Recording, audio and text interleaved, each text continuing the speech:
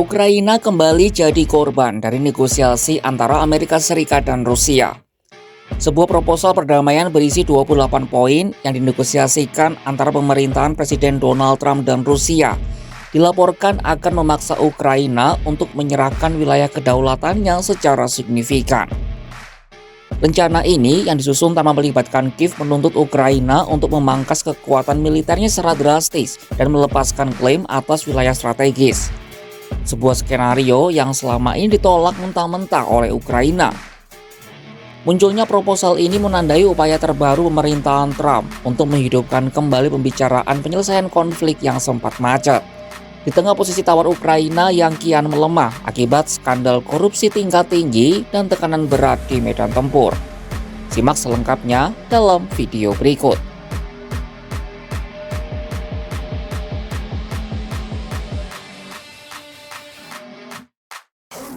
Rencana kontroversial AS Rusia ini lahir dari pembicaraan intensif antara Steve Witkoff, utusan pemerintahan Trump, dan mitranya dari Rusia, Kirill Dmitriev.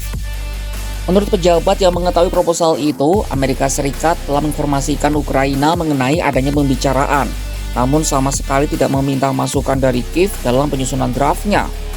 Media New York Times melaporkan isi proposal 28 poin itu memuat persyaratan yang dinilai sangat merugikan bagi kedaulatan Ukraina.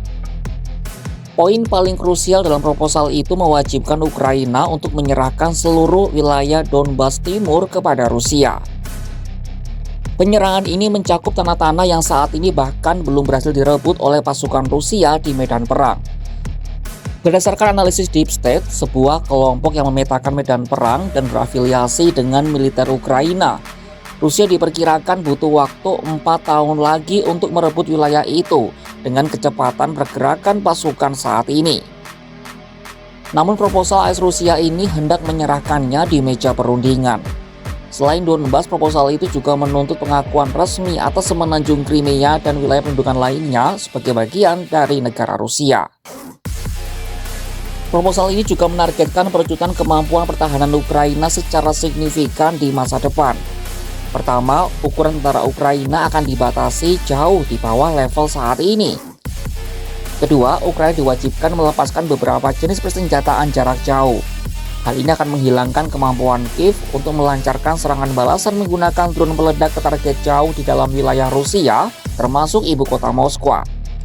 Ketiga, Rusia menuntut agar pasukan asing dilarang berada di wilayah yang dikuasai Ukraina pasca gencatan senjata. Poin terakhir ini secara efektif mematikan usulan Prancis dan Inggris untuk mengerahkan apa yang disebut sebagai Reassurance Force guna menstabilkan keamanan di Ukraina pasca perang.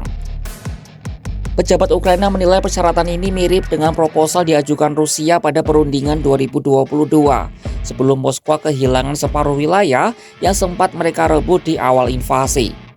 Gedung Putih menolak berkomentar terkait isi proposal ini.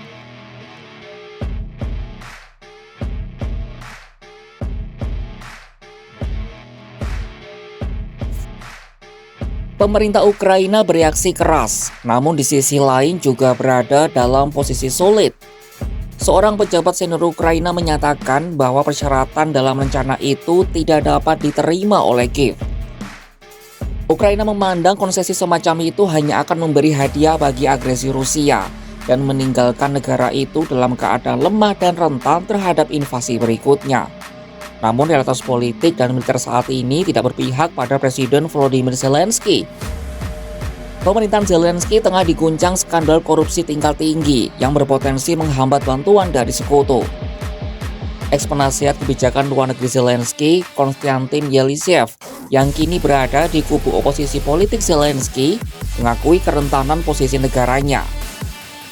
Di lapangan, momentum perang telah berbalik mendukung Rusia pada musim gugur ini.